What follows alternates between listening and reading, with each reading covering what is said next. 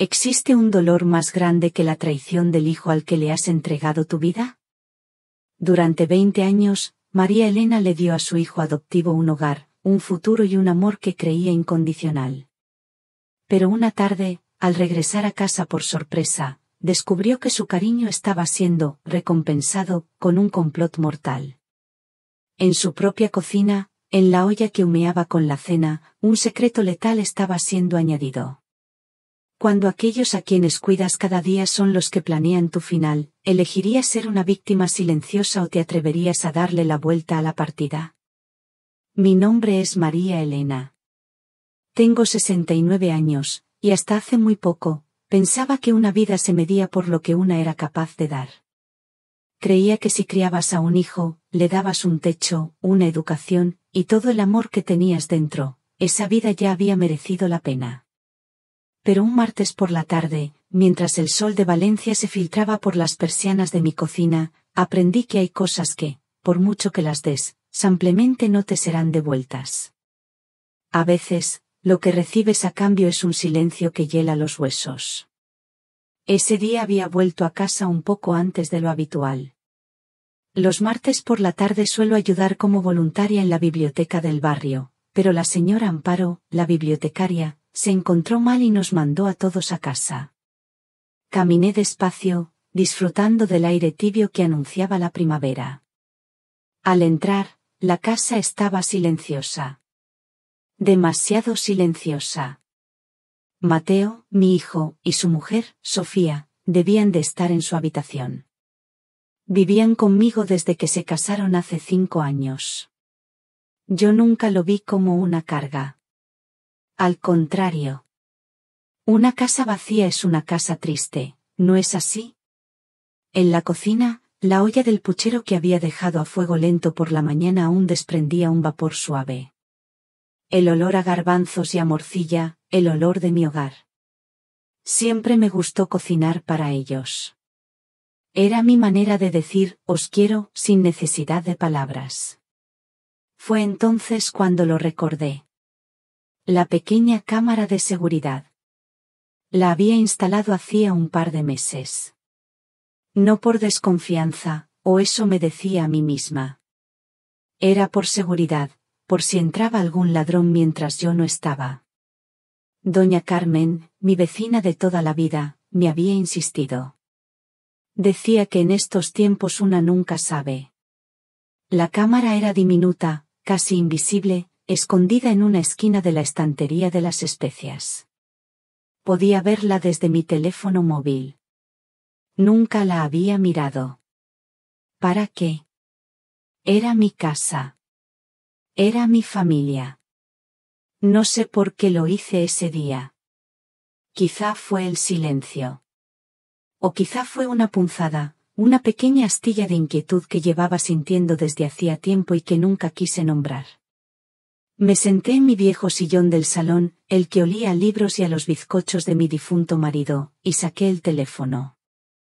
Abrí la aplicación con los dedos un poco torpes. La pantalla tardó un segundo en cargar. Y entonces, vi mi cocina.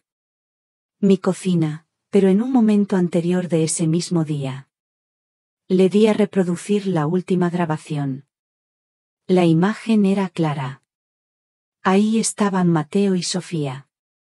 Hablaban en susurros, inclinados sobre la encimera. No podía oír lo que decían, pero sus cuerpos estaban tensos, conspiradores. Vi a Sofía sacar un pequeño sobre de papel del bolsillo de su delantal. Un sobre blanco, sin nada escrito. Se lo dio a Mateo. No dormí en toda la noche. Me quedé en mi cama, con la ropa del día puesta, mirando el techo como si las respuestas a todo estuvieran pintadas en sus grietas invisibles. El frío de la casa se me metía en los huesos, pero no era un frío normal. Era el frío del silencio. Desde el pasillo, podía oír el murmullo del televisor del salón. Ellos seguían allí abajo, viviendo su vida, quizá riéndose de alguna película, mientras yo, en el piso de arriba, había muerto un poco. La mente, cuando está herida, tiene una forma cruel de buscar consuelo. Te lleva al pasado. Te obliga a desandar tus propios pasos, buscando el punto exacto donde todo se torció. Y mi mente me llevó a él. A Mateo. Sobre mi mesita de noche, hay una fotografía en un marco de plata. Salimos los tres, mi difunto marido Ramón, con su sonrisa amplia y honesta, un pequeño Mateo de 8 años en medio, con el pelo alborotado y una mirada asustadiza, y yo, abrazándolo, con toda la esperanza del mundo en mi cara. Recuerdo el día que lo conocimos. Fue en un orfanato a las afueras de la ciudad. Olía a lejía y a una tristeza antigua. Mateo estaba sentado en un rincón, apartado de los demás niños. Era un niño delgado, con los ojos demasiado grandes para su cara. Nos contaron su historia. Un accidente. Una madre que ya no estaba. Un padre, el hijo de Ramón de una aventura de juventud, que había muerto hacía años. Estaba completamente solo. Ramón dudó. Era un buen hombre, pero práctico. María Elena, me dijo en el coche de vuelta, ¿estamos seguros? Ya no somos jóvenes. Es una responsabilidad muy grande. Pero yo no tuve dudas. Vi en aquel niño una soledad que reconocía. Y le prometí, a él y a mí misma, que nunca más volvería a sentirse así. Le dimos nuestro apellido, nuestro techo, nuestro amor sin condiciones. Y durante años, creí que ese amor era suficiente. Esta noche, sin embargo, los recuerdos venían con un filo nuevo, afilado por la traición que acababa de presenciar. Recuerdo cuando cumplió 10 años. Ahorré durante meses para comprarle la bicicleta que tanto quería. Una bicicleta azul, brillante, con un timbre que sonaba como una campanita de plata.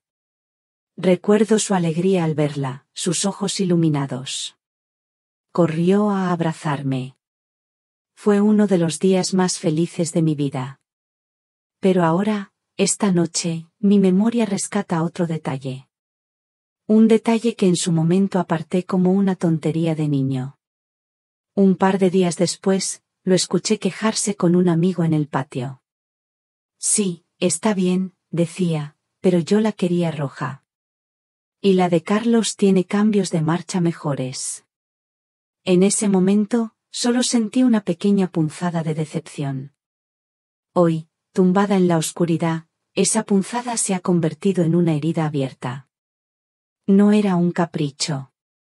Era la primera semilla. La primera señal de que mi amor, para él, nunca sería suficiente.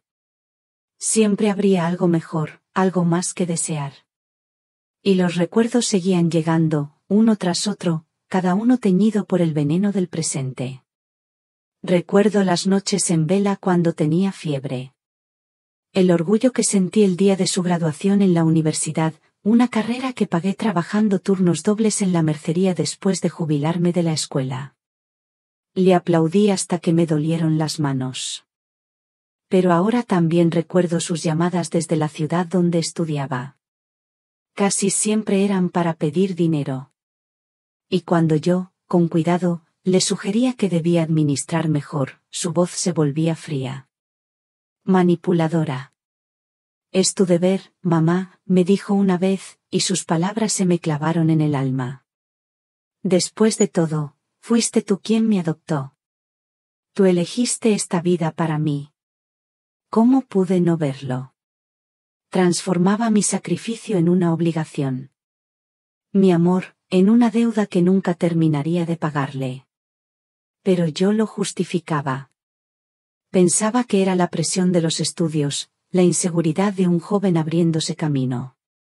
Me negaba a ver la verdad. Me negaba a ver que el niño que yo había rescatado estaba aprendiendo a usar mi amor como un arma contra mí. Luego apareció Sofía. Al principio, me alegré. Pensé que por fin Mateo había encontrado a alguien que lo haría feliz, que lo centraría. Era una mujer guapa, siempre bien vestida. Pero desde el primer día, hubo algo en su mirada. Una forma de evaluar mi casa, mis muebles, mi vida, como si estuviera calculando su valor. Recuerdo que la primera vez que cenó en casa, dijo que mi vajilla era encantadora, muy clásica. En ese momento me pareció un cumplido. Ahora entiendo que quería decir, vieja. Poco a poco, empezaron a aislarme. Sutilmente. Si mi hermana Isabel llamaba, Mateo contestaba y le decía que yo estaba descansando, que no era buen momento. Ya sabes cómo es Isabel, mamá, me decía después, te altera mucho con sus preocupaciones. Y yo, como una tonta, le creía. Dejé de ir a mis clases de pintura porque a Sofía le molestaba el olor a trementina. Dejé de invitar a mis amigas a tomar café porque Mateo decía que hacían demasiado ruido. Mi mundo se fue haciendo cada vez más pequeño, hasta que solo quedaron ellos tres. Mi casa, mi hijo, y su mujer. Y yo. La anciana que cocinaba para ellos. La dueña de la casa que un día sería suya.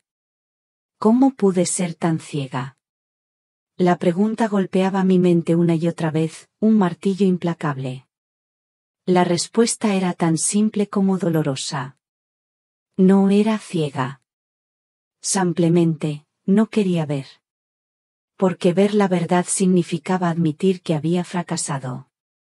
Significaba aceptar que el amor de mi vida, el proyecto al que había dedicado cada gramo de mi ser, había resultado en esto.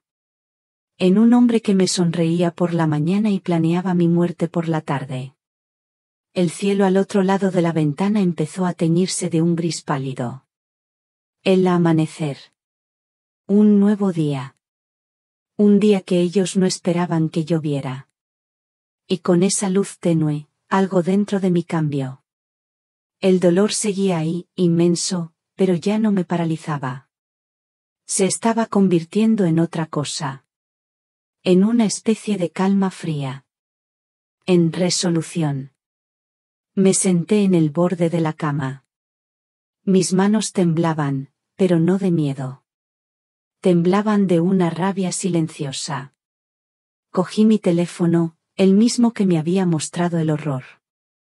Busqué en mis contactos un nombre que no había marcado en meses. Isabel. Mi hermana. Mi dedo se quedó suspendido sobre la pantalla. Una parte de mí quería volver a meterse en la cama y fingir que nada había pasado.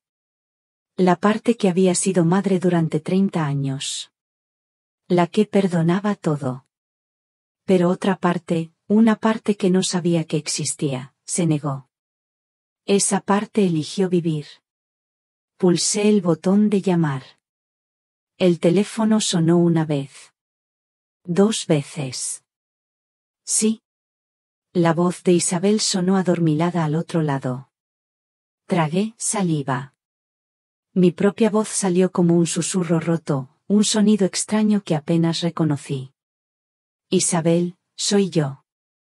Soy María Elena. Hice una pausa, reuniendo todas las fuerzas que me quedaban.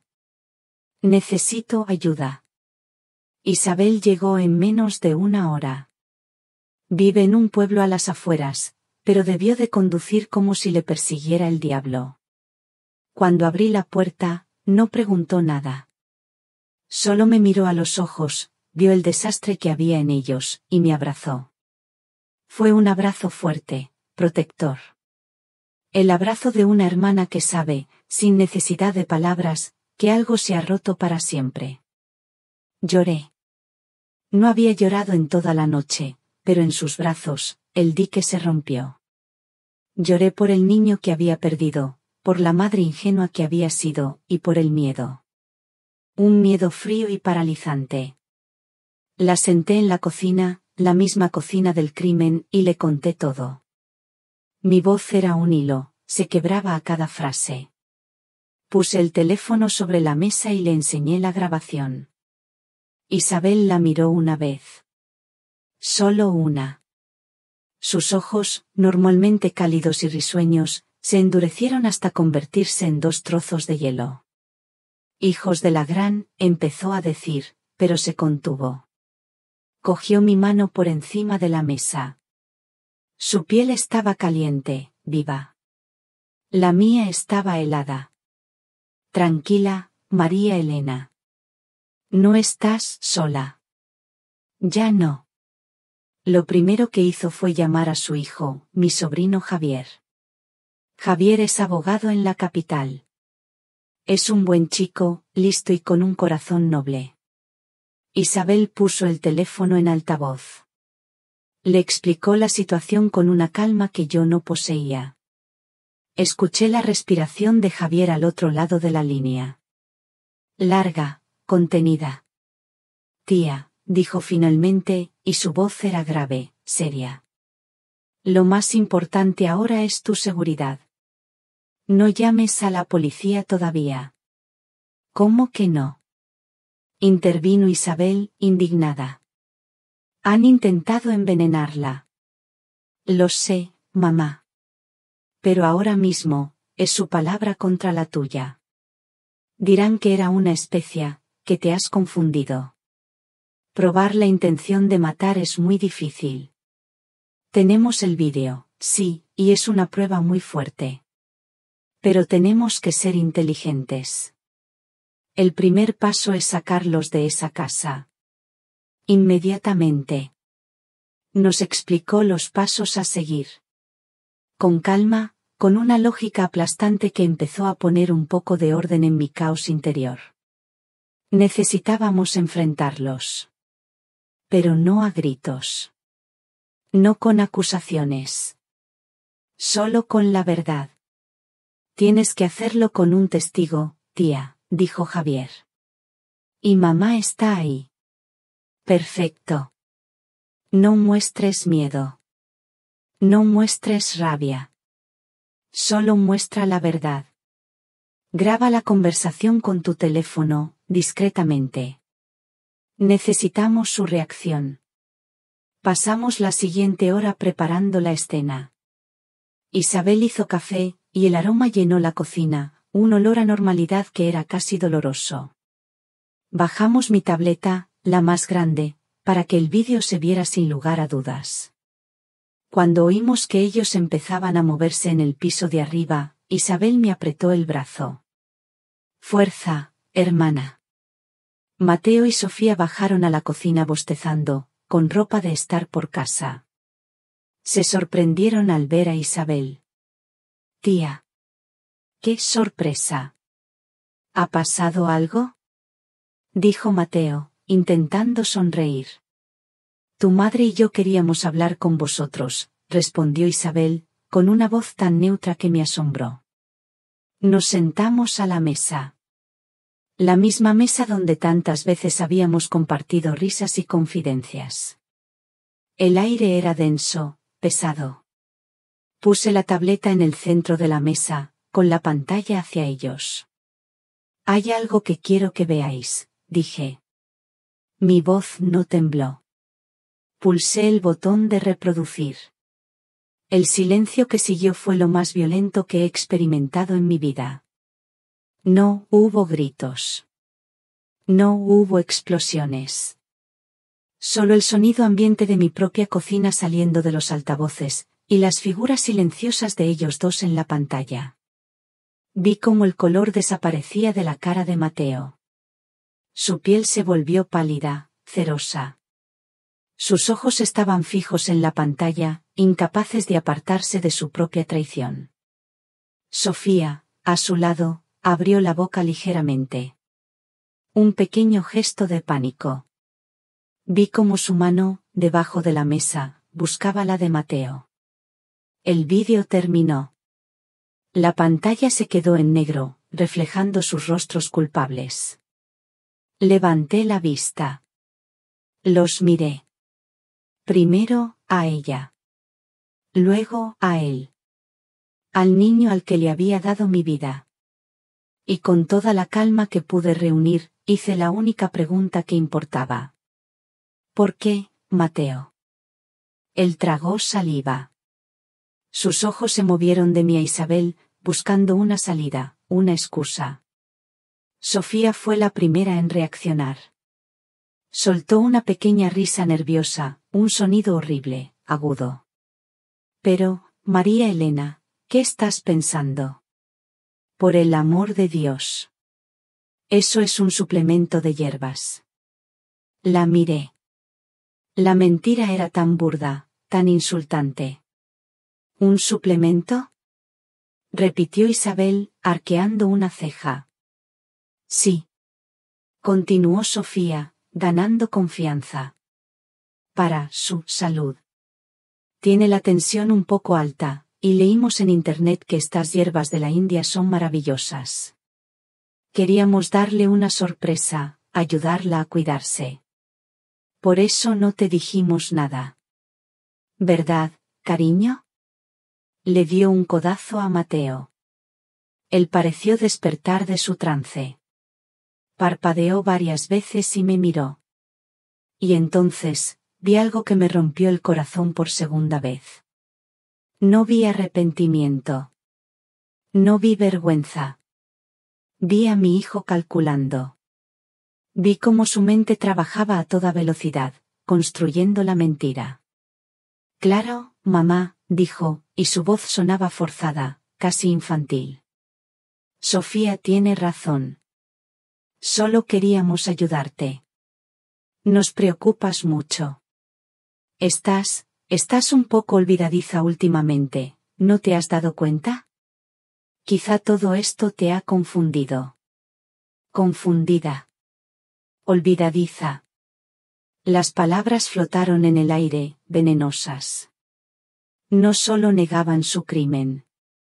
Estaban construyendo mi locura para justificarlo. Estaban intentando convencerme de que la realidad era yo, no ellos. Isabel se levantó. Su silla arañó el suelo de la cocina. Se acabó, dijo, con una voz que no admitía réplica. Tenéis 1 hora para hacer las maletas y largaros de esta casa. Sofía se puso de pie de un salto. No puedes echarnos. Esta también es la casa de Mateo. Esta es la casa de mi hermana, la cortó Isabel, fría como el acero. Y vosotros ya no sois bienvenidos aquí.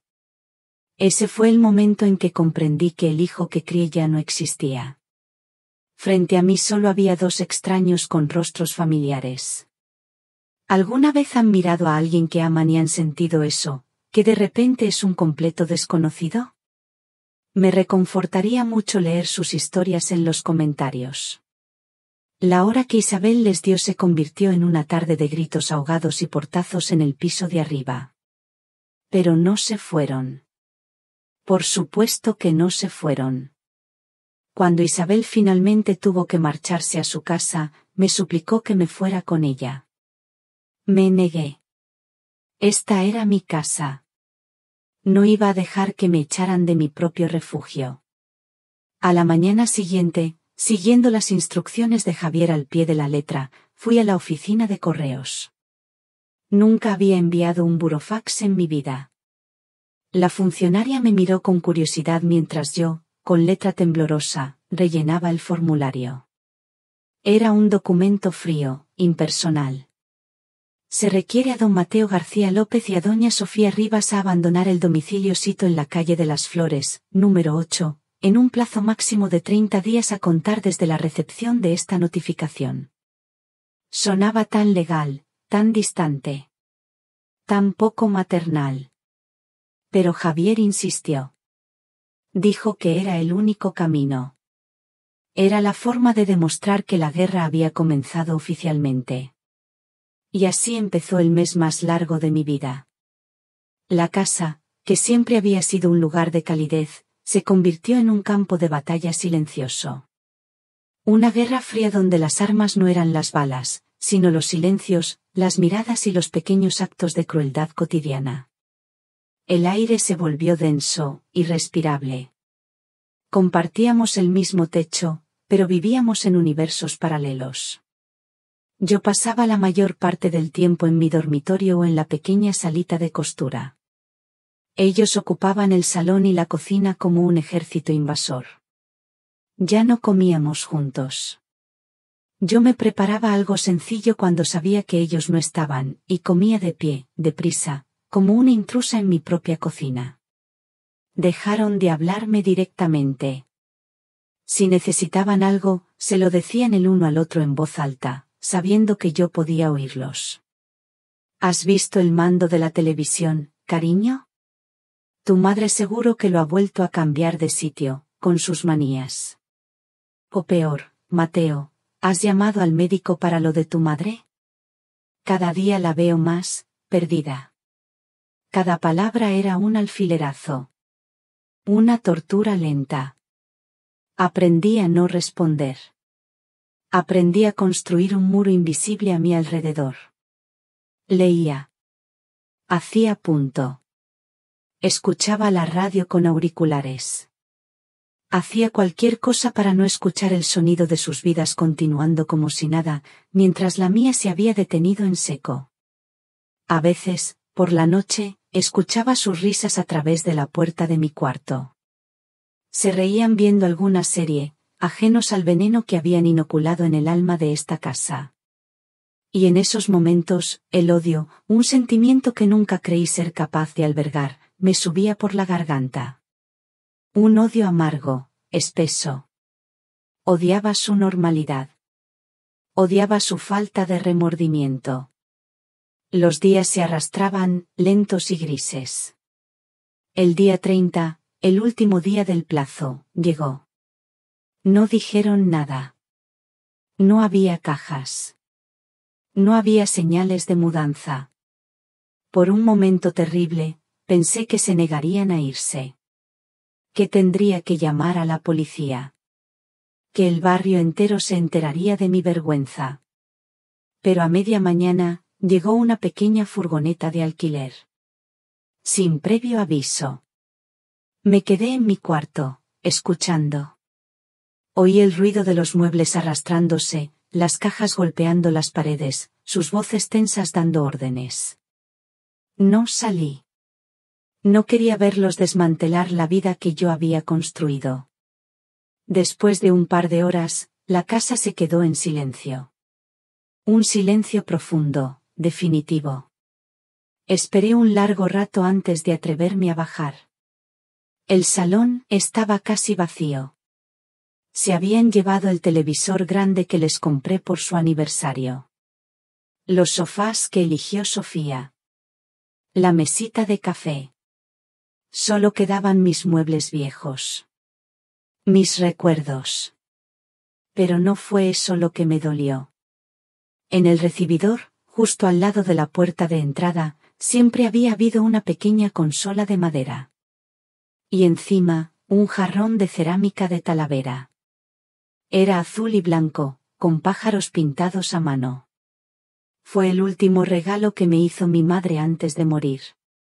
Era lo más valioso que yo poseía, no por su precio, sino por su memoria. El jarrón ya no estaba en la consola. Estaba en el suelo. Hecho añicos. No había sido un accidente. Estaba claro.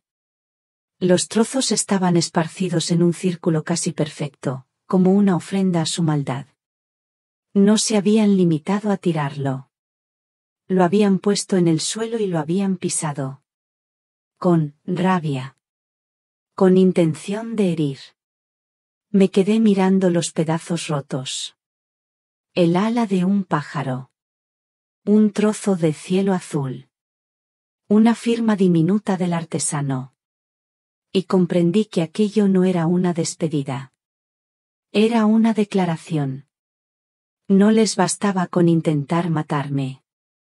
No les bastaba con robarme. Tenían que destruir también mi pasado.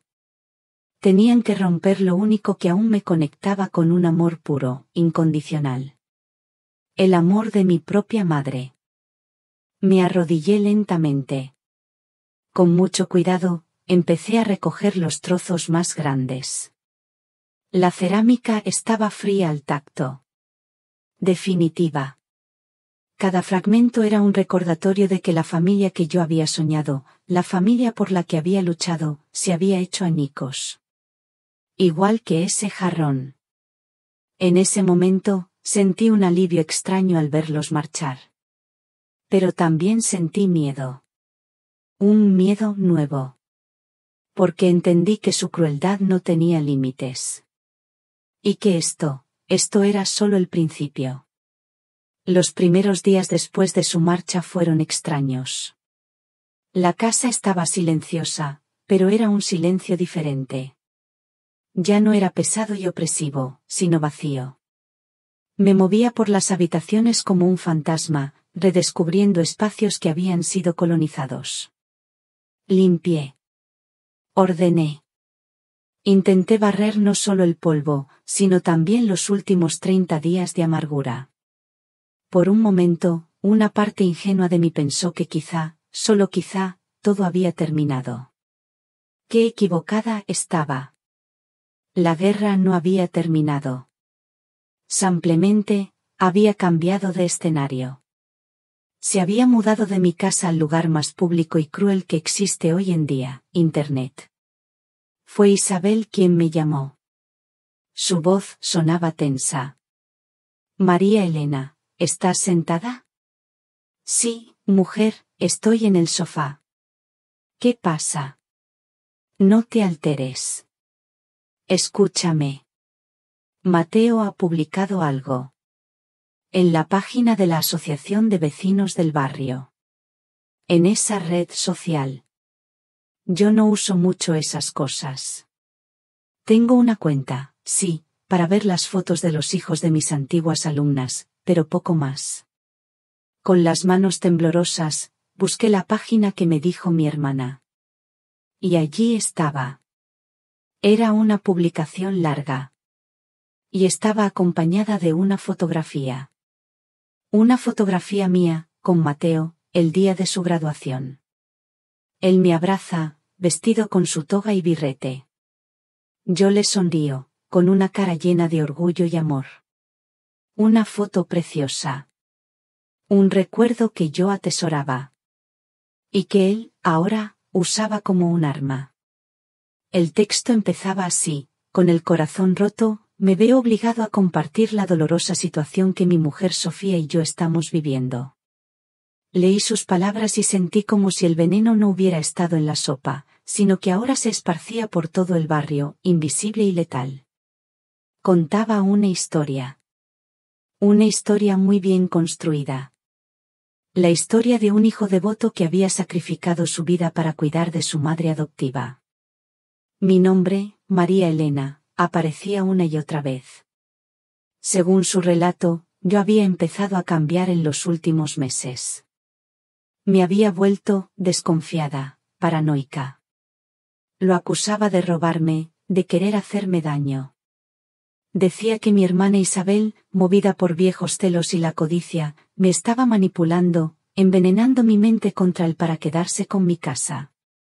La historia culminaba con una mentira desgarradora, que, en un ataque de demencia, yo lo había echado de casa, dejándolo en la calle a él y a su mujer, sin nada. Solo pedimos vuestras oraciones, terminaba el texto. Y que entendáis que a veces, la vejez puede convertir a la persona que más quieres en una desconocida. Te quiero, mamá. Espero que un día puedas perdonarme por no haber sabido ayudarte mejor. Sentí náuseas. No era solo la mentira. Era la perversión. Había cogido mi amor, mis sacrificios, mis recuerdos más sagrados, y los había retorcido para pintarme a mí como la villana y a él como la víctima. Era una obra maestra de la manipulación. Y lo peor estaba debajo. Los comentarios. Decenas de comentarios de mis vecinos.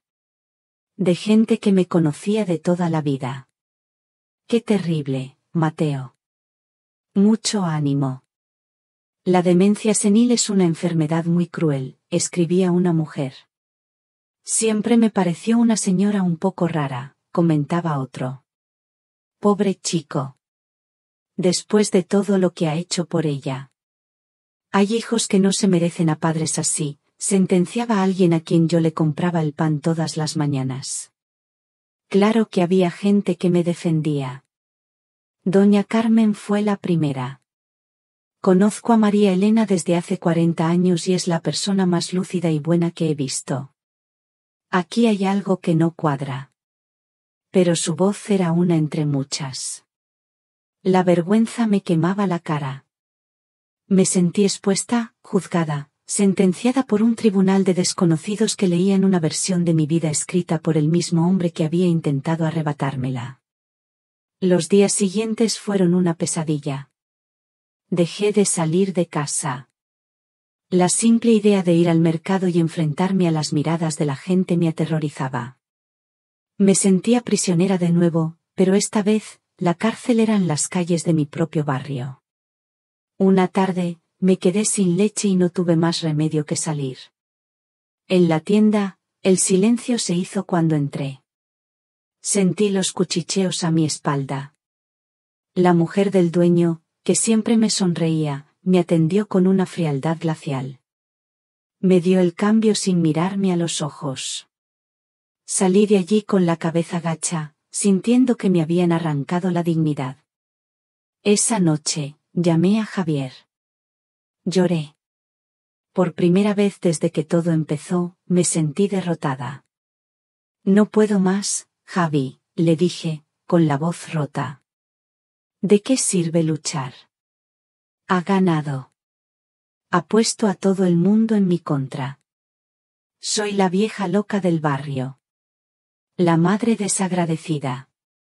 Hubo un silencio al otro lado. Luego, Javier habló, y su voz era tranquila, pero firme como una roca. Tía, esto es lo que él quiere. Quiere que te rindas. Quiere que te sientas sola y avergonzada para que le dejes volver.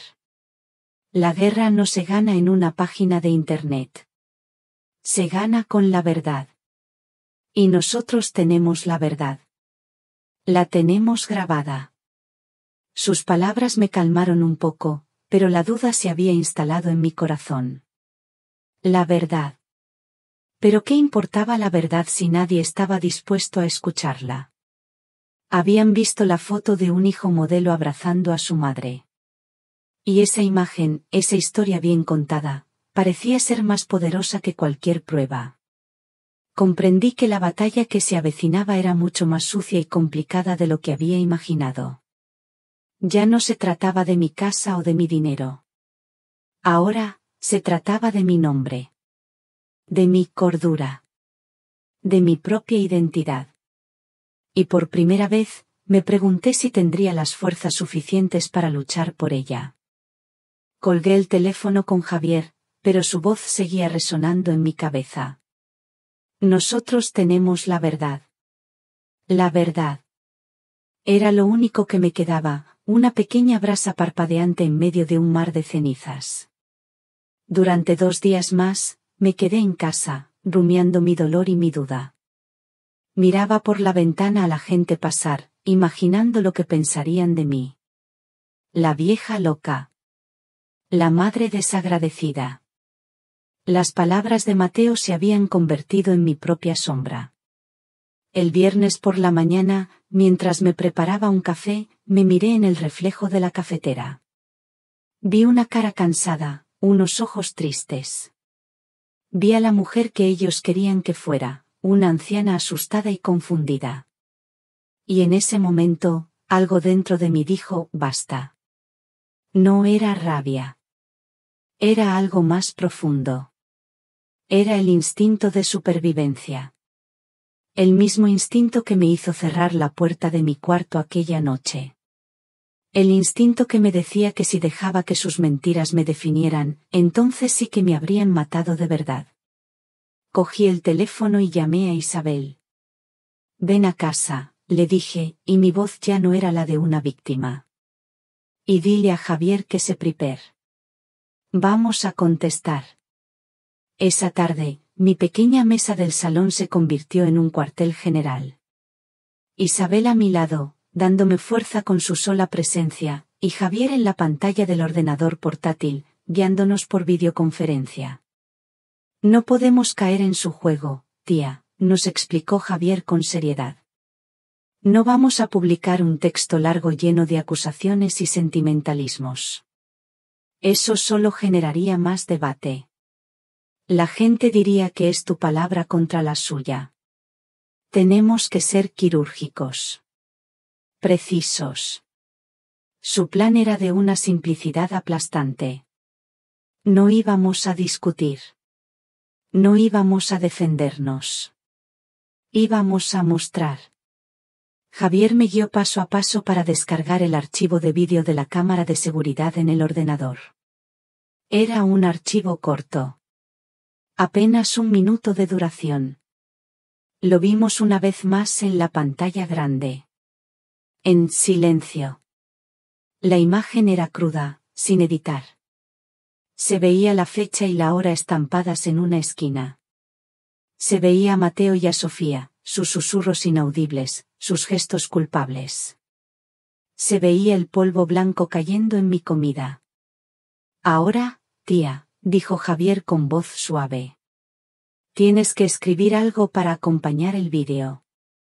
Unas pocas líneas. Tus palabras. Cogí un folio de papel y un bolígrafo. ¿Qué podía decir? ¿Cómo resumir una vida de amor y una traición tan monstruosa en unas pocas frases? Miré la cara de Isabel. Miré la cara de mi sobrino en la pantalla. Y las palabras empezaron a fluir. No desde la mente, sino desde las entrañas.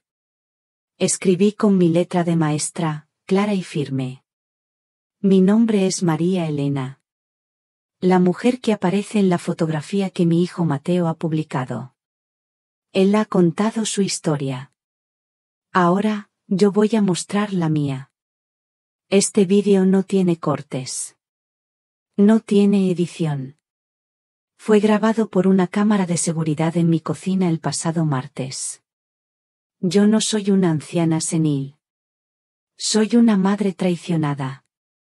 Y esta es la verdad. Se lo leí en voz alta. Isabel asintió, con los ojos llenos de lágrimas y de orgullo. Javier, en la pantalla, guardó silencio un momento. Es perfecto, tía, dijo finalmente. Es todo lo que hay que decir. Llegó el momento de publicarlo. Mis dedos temblaban sobre el ratón del ordenador. Isabel puso su mano sobre la mía. Juntas, susurró. Movimos el ratón y pulsamos el botón de publicar. El vídeo apareció en la página de la Asociación de Vecinos, justo debajo de la publicación de Mateo. Durante los primeros minutos, no pasó nada. El silencio digital era casi tan tenso como el silencio en mi salón. Me levanté a prepararnos un té de tila, necesitaba hacer algo con las manos. Cuando volví, Isabel estaba mirando la pantalla con los ojos muy abiertos. María Elena, tienes que ver esto. El contador de visualizaciones subía a una velocidad increíble. 50. 100. 300. Y entonces, empezaron a llegar los comentarios. Al principio, solo eran reacciones de asombro. Exclamaciones. Pero pronto, el tono cambió. Dios mío. Lo he visto 3 veces. No puedo creerlo. Retiro todo lo que dije. Señora, lo siento muchísimo. Esto es un delito. ¿Alguien ha llamado a la policía? ¿Y decían que eran hierbas? Se ve perfectamente que es un sobre. ¡Qué gentuza! Leí los comentarios, uno tras otro, y sentí que una enorme presión se liberaba de mi pecho.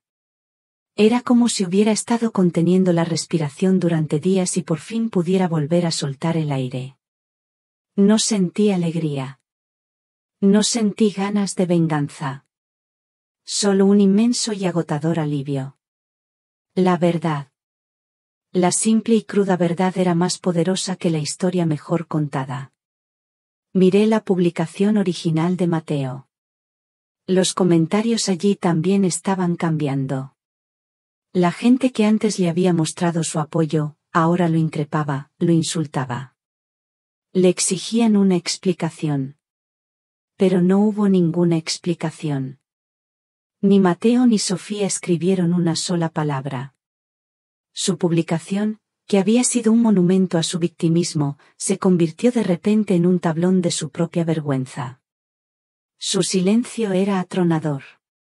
Era la confesión más elocuente que podían haber hecho. Esa noche, apagué el ordenador. Isabel se quedó a dormir conmigo. Por primera vez en muchos días, la casa no se sentía vacía ni opresiva. Se sentía mía otra vez. La batalla no había terminado, lo sabía. Pero había ganado una escaramuza importante. Había recuperado mi voz. Y había descubierto que, a veces, la verdad no necesita que la griten. Solo necesita que la muestren. Al día siguiente, me desperté con una sensación extraña. Era una mezcla de agotamiento y una calma que no había sentido en mucho tiempo. El sol entraba por la ventana, y por primera vez, no parecía una acusación. Isabel ya estaba en la cocina, preparando café. El olor llenaba la casa, un aroma a normalidad reconquistada. Aún así, tenía miedo de salir a la calle. Una cosa eran los comentarios anónimos en una pantalla, y otra muy distinta era enfrentarse a las caras de la gente. Pero Isabel insistió. Vamos a comprar el pan, María Elena. Con la cabeza bien alta. Salimos juntas. Caminamos por la acera, y yo sentía como si todos los ojos del barrio estuvieran clavados en mí. Pero las miradas no eran de desprecio. Eran diferentes. Había curiosidad, sí, pero también había algo más. Una especie de respeto. E incluso, en algunos, vergüenza. La mujer del panadero, la misma que me había ignorado hacía unos días, se puso roja como un tomate cuando entramos. María Elena, empezó a decir, con la voz entrecortada. Yo, lo siento mucho. Lo que dije, no sabía. No pasa nada, Amalia, respondí, y me sorprendió la serenidad de mi propia voz. Ya ha pasado. Nos dio la mejor barra de pan que tenía, la recién hecha, y no quiso cobrárnosla. Fue un gesto pequeño. Pero significó el mundo para mí. A la vuelta, otro vecino, un hombre mayor que siempre pasea a su perro, se quitó el sombrero al pasar a mi lado. Mucha fuerza, señora, me dijo en voz baja. Comprendí que el barrio, ese ente anónimo y a veces cruel, también tenía conciencia. Había juzgado deprisa, sí. Pero también sabía reconocer un error. Mi honor, que creía destrozado, estaba siendo reparado, puntada a puntada, por pequeños gestos de humanidad. Por la tarde, llamaron al timbre. Era doña Carmen, mi vecina. Venía con una bandeja de buñuelos recién hechos, que olían a gloria. Para merendar, dijo, con su sonrisa de siempre. Y para hablar. Nos sentamos en la salita, con el sol de la tarde entrando a raudales. Carmen no es una mujer de rodeos. Sabía que ese chico no era trigo limpio, dijo, después de darle un sorbo a su café. Lo supe desde hace mucho. La miré, sorprendida. ¿A qué te refieres, Carmen? Ella suspiró, como si llevara mucho tiempo guardándose aquello. María Elena, somos amigas desde hace 40 años. Te he visto sacrificarlo todo por ese muchacho. Y también he visto cómo él se aprovechaba de tu bondad. No quise decirte nada. ¿Cómo iba a hacerlo? Eras su madre. Una madre ve lo que quiere ver. Y entonces, Carmen empezó a hablar. Y las piezas del puzzle que yo no había sabido encajar empezaron a cobrar un sentido terrible. Me contó que había visto a Mateo, más de una vez, hablando en la calle con hombres de mala pinta. Hombres que venían en coches caros y que le hablaban con una familiaridad amenazante. Me contó que una noche, lo escuchó discutir a gritos con Sofía en el jardín. No puedo sacarle más, le gritaba Mateo. Cree que el dinero crece en los árboles. Pero lo peor fue lo que me contó sobre el juego. El hijo de la farmacéutica trabaja en un salón de juego, de esos nuevos que han abierto en el centro, me explicó Carmen, bajando la voz. Un día me lo encontré y me contó, preocupado, que veía a Mateo allí casi todas las noches. Apostando. Y perdiendo. Perdiendo mucho dinero, María Elena. El juego. Las deudas. De repente, todo encajaba. El dinero que desaparecía de mi cuenta. Su insistencia en que vendiera las joyas de mi madre. Su desesperación. No era solo codicia. Era un pozo sin fondo de deudas. Mi casa no era un capricho. Era su única salida. ¿Por qué no me lo dijiste, Carmen? Le pregunté, con la voz rota. No por reproche, sino por una tristeza infinita. Ella me cogió la mano. Sus dedos eran huesudos, pero su tacto era fuerte. ¿Por qué te habría hecho daño? ¿Y por qué no tenía pruebas? Solo eran los ojos del barrio, María Elena. Los ojos que ven lo que pasa en las casas de los demás. Pero una cosa es ver, y otra muy distinta es acusar. Pero ahora que has abierto los tuyos, tienes que saberlo todo. Tienes que saber por qué lo hizo. Me quedé en silencio, asimilando la verdad.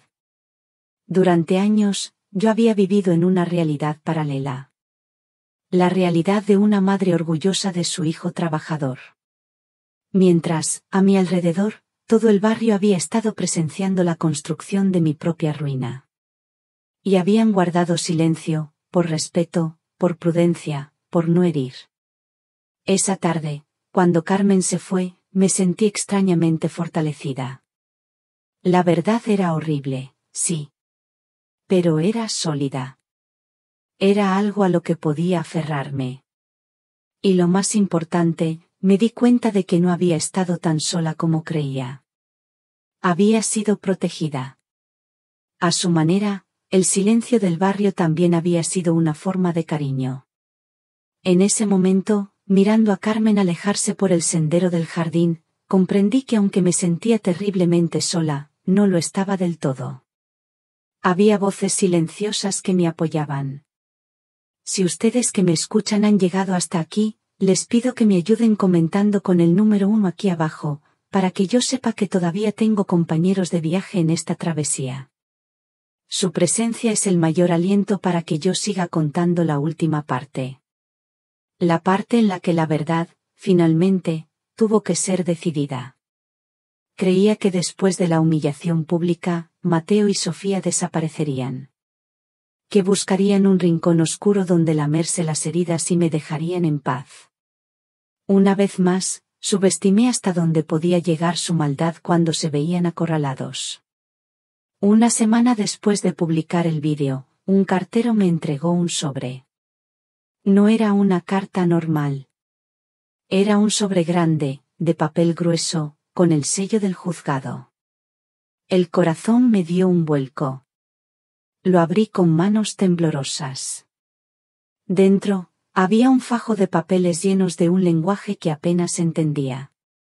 Pero había unas palabras que se repetían, y que comprendí perfectamente. Incapacitación judicial. Presunta incapacidad. Nombramiento de tutor legal.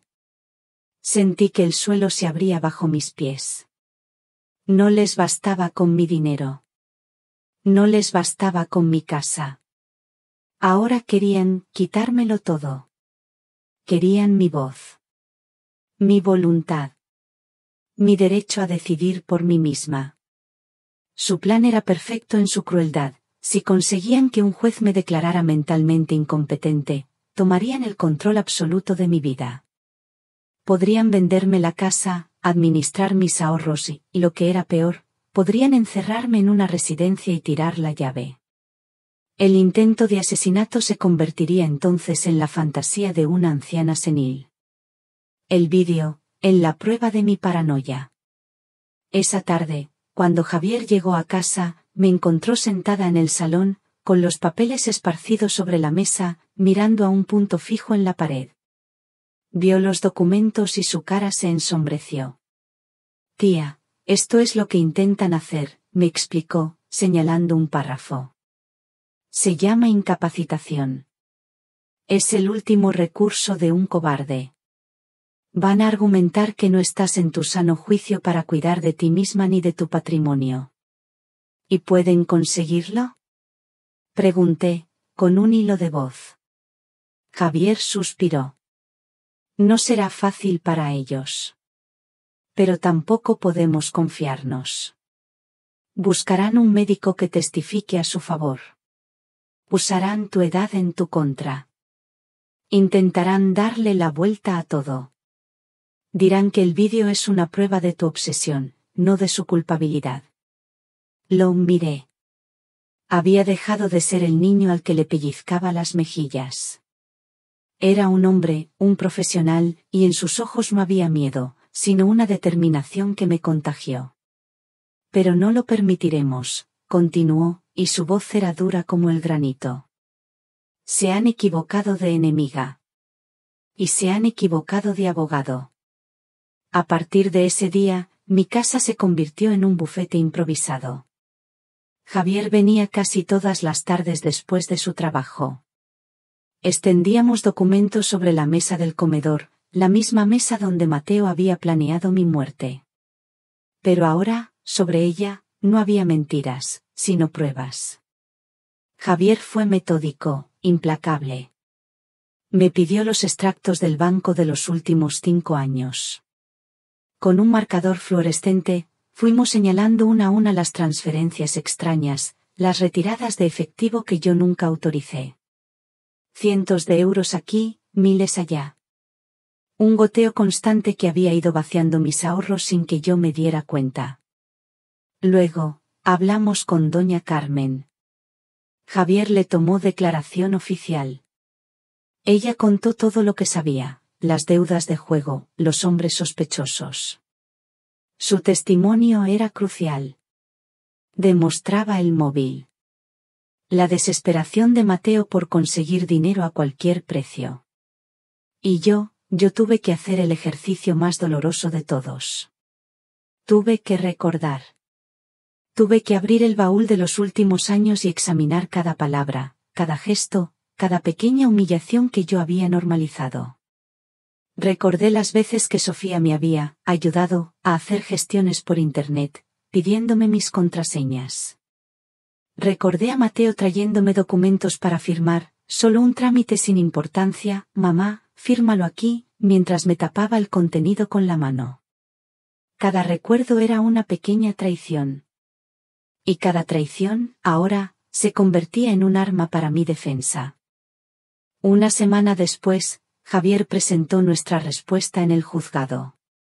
No fue solo una defensa. Fue un contraataque. No vamos a esperar a que nos golpeen, tía, me dijo, mostrándome una copia de la demanda. Vamos a golpear nosotros primero. La demanda que redactó Javier era una obra de arte legal. No solo se oponía a la incapacitación, sino que acusaba a Mateo y a Sofía de todo un historial de abusos. Hablaba de abuso psicológico continuado, de fraude financiero y de aislamiento deliberado de una persona mayor. Y por supuesto, adjuntaba el vídeo del intento de envenenamiento como la prueba definitiva de su maldad.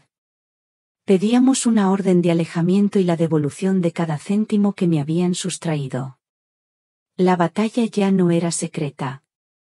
Ya no se libraba en los susurros de mi casa o en los comentarios de una red social. Ahora era una guerra abierta, con nombres y apellidos, en un juzgado. Me sentía agotada. Cada día era un esfuerzo. Pero ya no sentía miedo. El miedo se había transformado en una extraña energía, una determinación fría. Ya no luchaba por rabia. Luchaba por justicia. Y luchaba por esa mujer, por esa María Elena que había permitido que todo aquello pasara. Se lo debía. Le debía la oportunidad de vivir los años que le quedaran en paz. Con su dignidad intacta. El día de la vista llegó. Era una mañana de otoño, fría y húmeda. Isabel vino a buscarme. Me ayudó a elegir la ropa. Un traje de chaqueta sencillo, de color gris. Quería parecer lo que era, una mujer seria, lúcida. No una víctima. El edificio de los juzgados era imponente, un lugar de mármol y silencios solemnes. Me sentía pequeña, fuera de lugar. Javier nos esperaba en la puerta. Nos sonrió, pero sus ojos estaban serios. Tranquila, tía. La verdad está de nuestro lado, me susurró, apretándome el brazo. La sala de vistas no era grande como en las películas. Era una habitación funcional, revestida de madera oscura, que olía a papel viejo y a justicia lenta. Nos sentamos en un banco. Al otro lado del pasillo, en otro banco, estaban ellos. Mateo y Sofía. Con su abogado. No me habían visto entrar. Mateo miraba al suelo, con los hombros hundidos. Parecía más delgado, más viejo. Sofía, a su lado, no paraba de moverse, nerviosa. Llevaba un vestido discreto, intentando dar una imagen de respetabilidad. Cuando levantó la vista y nuestros ojos se encontraron, me sostuvo la mirada durante un segundo con un desafío teñido de pánico. Luego, la apartó. La jueza era una mujer de mi edad, quizá un poco más joven, con el pelo gris recogido en un moño severo y unas gafas que no ocultaban una mirada inteligente y penetrante. El acto comenzó. No fue un juicio conjurado ni grandes discursos. Fue una sucesión de argumentos técnicos, de presentación de pruebas. El abogado de Mateo habló primero. Intentó pintarme como una anciana confundida, influenciable, que sufría delirios de persecución. Habló de mi comportamiento errático, de mi aislamiento social. Cada palabra era una cuchillada. Pero yo me mantuve quieta, con las manos entrelazadas en mi regazo, mirando al frente. Luego le tocó el turno a Javier. Fue brillante. Habló con una calma y una claridad que llenaron la sala. No levantó la voz. Simplemente, expuso los hechos. Uno tras otro. Primero, los extractos bancarios, proyectados en una pantalla. Las transferencias, los reintegros. Luego, la declaración de doña Carmen, leída en voz alta, que hablaba de las deudas y las malas compañías. Y finalmente, el vídeo. Javier pidió permiso a la jueza para proyectarlo. La sala se quedó en penumbra. Y en la pared blanca, apareció mi cocina. Mi vida. Mi casi muerte. Nadie dijo nada. El único sonido era el murmullo de la grabación. Cuando el polvo blanco cayó en la olla, escuché un jadeo ahogado en la sala. Cuando la luz se encendió de nuevo, la jueza miraba a Mateo. Su expresión era indescifrable. El abogado de ellos intentó desacreditar el vídeo. Dijo que estaba manipulado, sacado de contexto. Pero su voz sonaba débil, desesperada. La verdad proyectada en esa pared era demasiado poderosa. Al final de todo, cuando ambos abogados habían terminado, la jueza se quitó las gafas. Se frotó los ojos, cansada. Luego, me miró directamente a mí. Señora García, dijo, y su voz era sorprendentemente suave. ¿Desea usted decir algo? Todo el mundo se giró para mirarme. Javier me puso una mano en el hombro, como dándome permiso para negarme. Pero yo sabía que tenía que hacerlo. No por la jueza. No por la ley. Por mí. Me levanté. Mis rodillas temblaban un poco, pero me mantuve erguida. No miré a la jueza. Miré al otro lado del pasillo. Miré a Mateo. Él levantó la cabeza. Sus ojos, esos mismos ojos que yo había visto llenos de sueños, ahora estaban vacíos. Hablé. Y mi voz no era la de una madre. Era la voz de una mujer que había sobrevivido. Yo no vengo aquí a pedir justicia, señoría. La justicia es una palabra demasiado grande. Yo solo vengo a decir la verdad. Tragué saliva, manteniendo la mirada fija en él. Durante 30 años, yo quise a un niño. Lo cuidé cuando estaba enfermo. Celebré sus logros. Lloré sus fracasos. Creí que el amor de una madre lo podía todo. Que podía curar cualquier herida. Que podía llenar cualquier vacío. Me equivoqué. Mi voz se quebró por un instante, pero la recuperé. El amor no lo puede todo. El amor no puede salvar a alguien que no quiere ser salvado. El amor no puede protegerte de alguien que ha decidido que tu vida vale menos que sus deudas. Hice una pausa. Vi una lágrima resbalar por la mejilla de Mateo. Pero ya no me conmovía. El día que vi ese vídeo, el niño al que yo había criado murió. No sé quién es el hombre que está sentado ahí. No lo reconozco. Y ya no quiero conocerlo. Me giré hacia la jueza. No pido una condena. Solo pido paz. Pido el derecho a vivir los años que me queden sin miedo. Pido que se me devuelva lo que se me quitó. Y pido que ese hombre, dije, señalándolo sin odio, solo con una distancia infinita, no vuelva a formar parte de mi vida. Nunca más. Me senté. El silencio en la sala era absoluto. La jueza se puso las gafas de nuevo. Miró sus papeles. Luego, levantó la vista y dictó su sentencia. Su voz era firme, clara y definitiva. Queda desestimada en su totalidad la demanda de incapacitación presentada contra doña María Elena García. Las pruebas presentadas demuestran no solo una total falta de fundamento, sino una intencionalidad dolosa. Se detuvo un momento. Asimismo, este tribunal aprueba la orden de alejamiento permanente solicitada. Don Mateo García López tiene prohibido acercarse a menos de 300 metros del domicilio de la persona de doña María Elena García, así como cualquier tipo de comunicación. Su incumplimiento conllevará consecuencias penales inmediatas. Finalmente, miró a Mateo. Se condena a los demandados a la restitución de las cantidades económicas indebidamente sustraídas, cuya cuantía se determinará en ejecución de sentencia. Este tribunal, además, deducirá testimonio para que la Fiscalía investigue los hechos por si fueran constitutivos de un posible delito.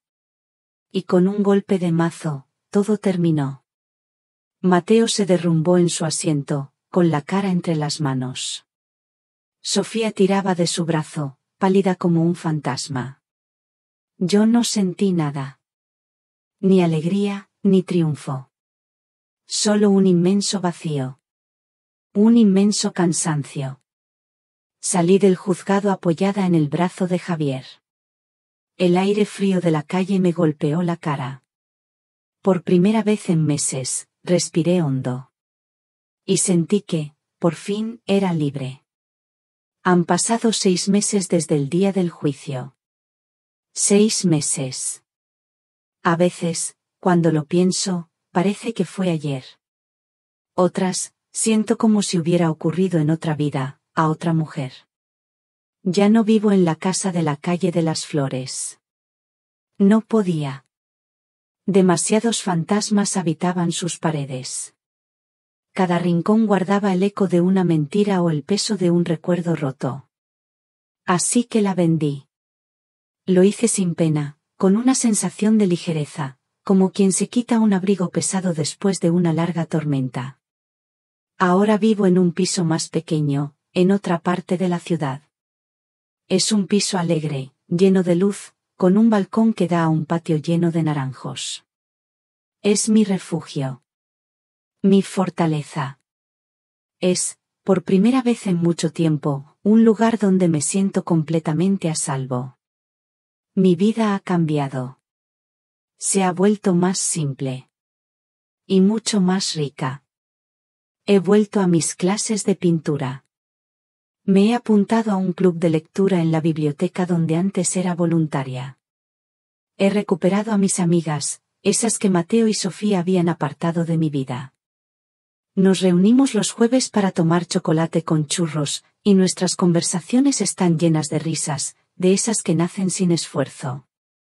Isabel y Javier vienen a verme a menudo.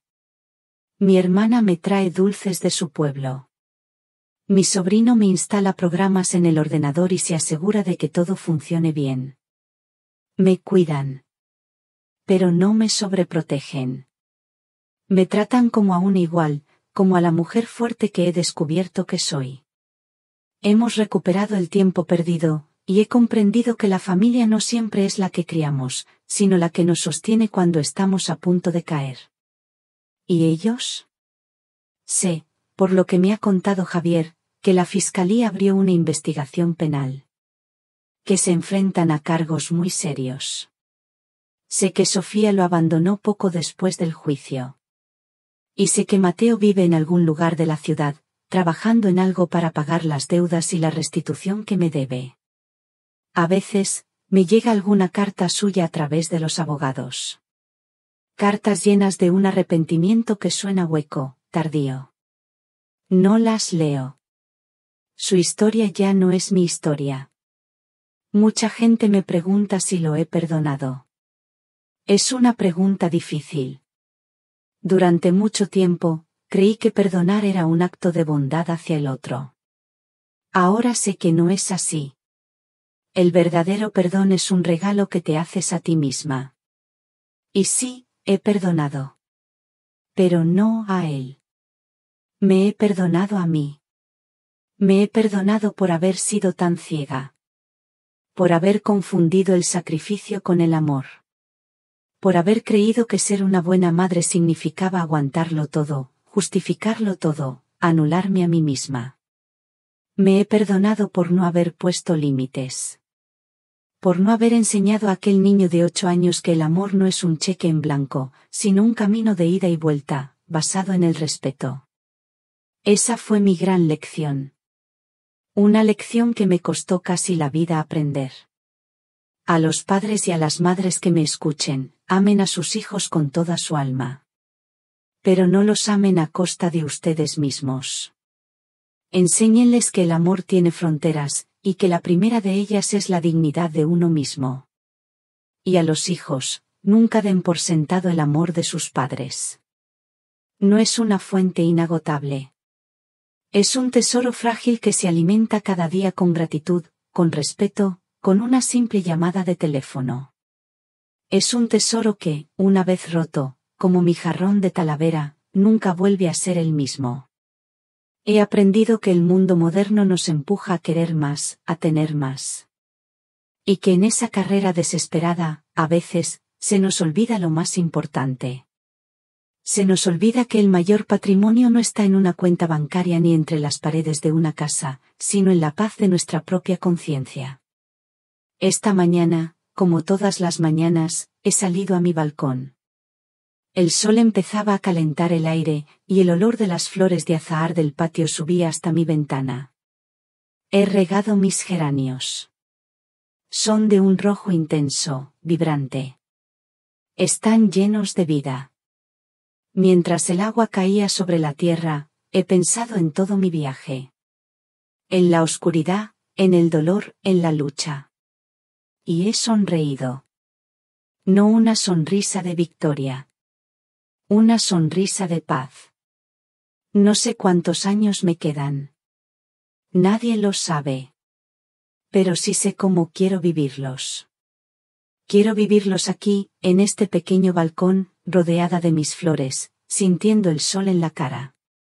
Quiero vivirlos con la certeza de que cuidarme a mí misma no es egoísmo. Es el acto de amor más fundamental que existe. Es supervivencia. Y a veces, la supervivencia es la más bella de todas las flores que pueden florecer después de un largo y duro invierno. Y aquí termina la historia de María Elena. ¿Qué piensan ustedes de las decisiones que tomó? ¿Habrían hecho algo diferente en su lugar? Compartan sus reflexiones en los comentarios. Me hace mucha ilusión leer cada una de sus palabras. Si este relato les ha hecho pensar, si les ha removido algo por dentro, no olviden dejar un me gusta, compartirlo con esa persona que crean que también se emocionará, y suscribirse al canal para no perderse los próximos misterios del alma. Les espero en la próxima historia, y quién sabe, tal vez la próxima vez, el protagonista sea usted.